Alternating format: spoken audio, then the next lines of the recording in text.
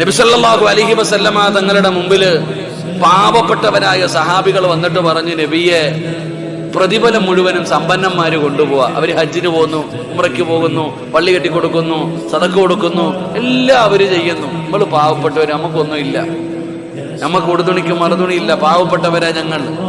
അപ്പൊ ഞങ്ങൾക്കും പ്രതിഫലം വേണം, ഈ കൂലിയൊക്കെ ഞങ്ങൾക്കും വേണം എന്ന് നബിതങ്ങളോട് പാവപ്പെട്ടവരായ സഹാബിൽ സുഫിൽപ്പെട്ട സഹാബികൾ നബിതങ്ങളുടെ മുമ്പിൽ വന്ന് സങ്കടം പറഞ്ഞപ്പോ അള്ളാന്റെ റസൂൽ സല്ലല്ലാഹു അലൈഹി വസല്ലം തങ്ങൾ ചോദിച്ചു, നിങ്ങൾക്കും വേണോ ആ പ്രതിഫലം?